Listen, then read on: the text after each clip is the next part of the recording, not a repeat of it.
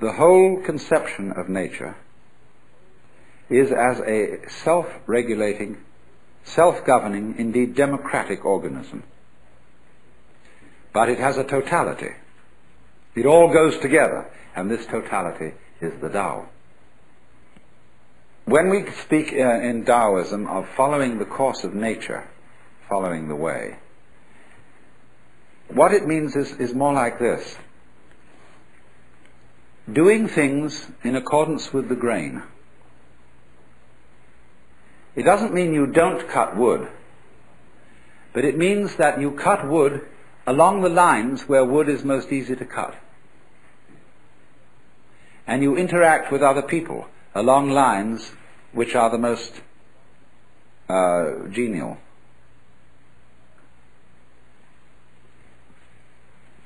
And this, then, is the great fundamental principle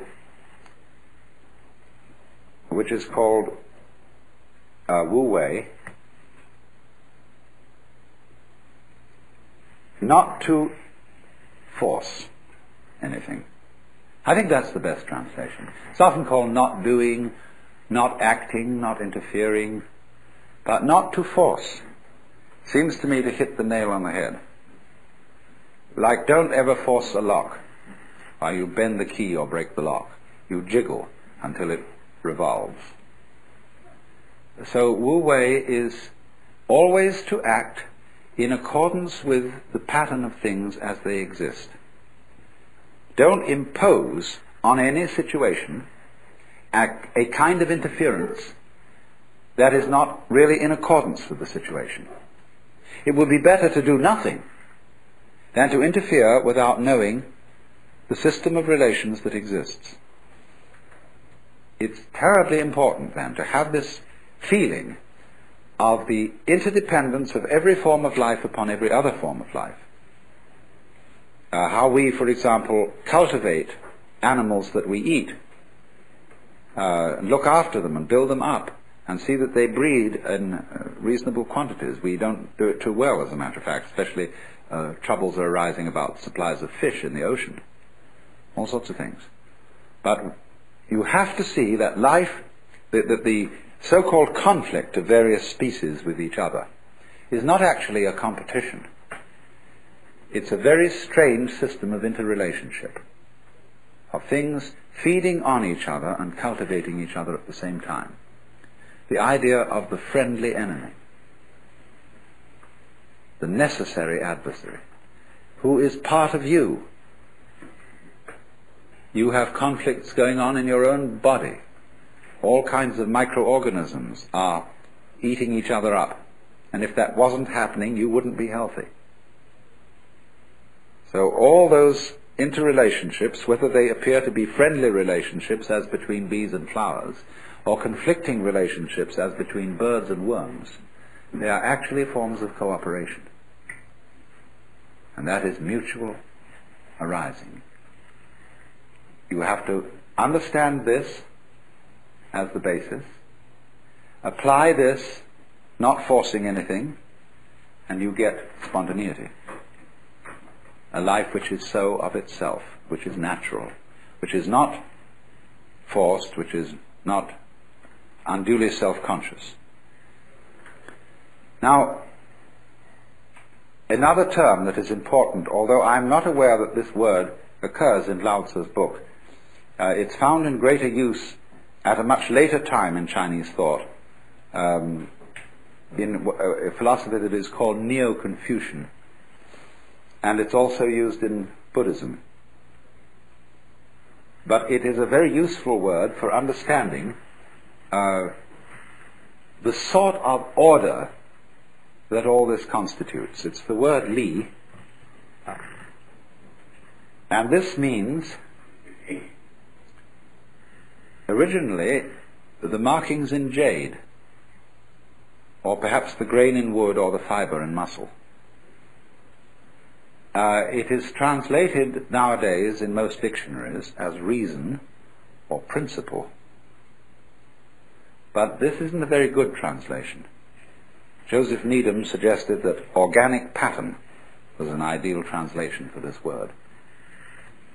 And so in the same way, the foam patterns, the rock patterns, the patterns of our vegetation are at once extraordinarily orderly, but they don't have an obvious order. Nobody can ever pin it down. That's what I'd like to say. You know that there is order there. There's something quite different from a mess, but there's no way of really getting it. Now, in order to be able to paint that sort of way, or to live that sort of way, or to deliver justice that way, if you were a judge, you have to have it innately. You have to have an essential sense of Li, and there's no way of prescribing it. This is the very devil for teachers, because you see, all our universities and schools are trying to teach creativity. That's the great thing these days, you know. And you hear at the Esalen, all sorts of people are giving courses and workshops in creativity. Now, the trouble is this: if we found out a method whereby we could teach creativity, and everybody could just explain how it was done, it would no longer be of interest. What always is an essential element in the creative is the mysterious. And so, again and again in Taoist literature, you will find this character, Xuan, which means the deep, the dark. It's like the black in lacquer. The impenetrable, and yet the profound depth out of which glorious things come, but nobody can see why. This very much goes together with Tao. When there's a place in the Lao Tzu book where he says that the spirit of the valley never dies. Well, the spirit of the valley, the deep ravine, is this. There's a poem which says that when the bird calls, the mountain becomes more mysterious.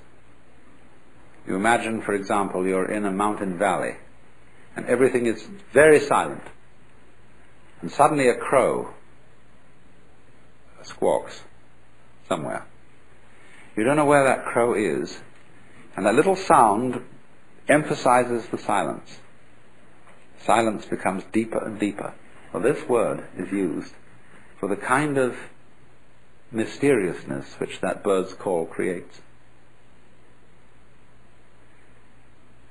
So these two words together are used in Japanese, the expression yugen. And yugen is a quality which the poet Soami, who was a great artist of the No plays, said, yugen is to watch wild geese flying and be hidden in a cloud, to watch ships sailing in the distance and to disappear behind a far-off island, to wander on and on in a great forest without thought of return.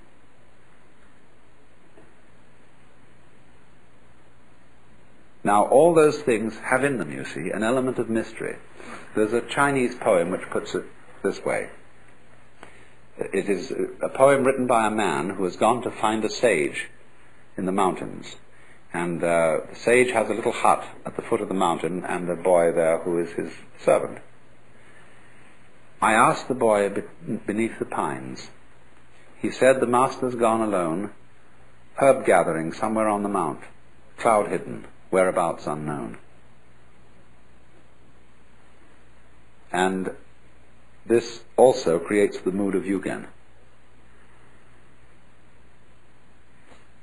The hermit, you see, is a kind of yugen personality.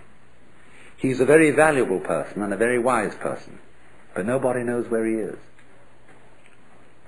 And ever so many Chinese poems are concerned with the life of hermits, seeking after hermits, and the wonder of hermits who totally disappear altogether. This is funny idea of the deep and the dark, the thing that is important just because you can't quite understand it. Now, to Westerners, all that tends to sound rather hopeless. You say, if you can't tell us how it's done, what's the use? And that, you see, is because we have insufficient trust in ourselves. We think that we'll never be able to do certain things unless we have instructions as to how to do it. This comes, of course, partly from our toilet training.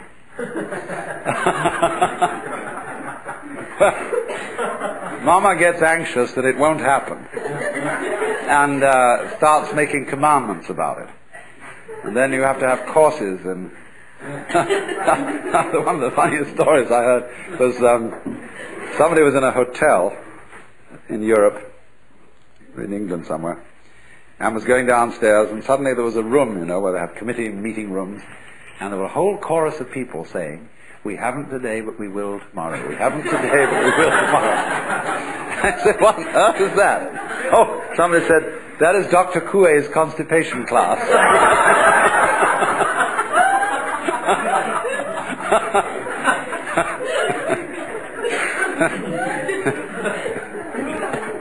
The Taoist idea is not like that, you see.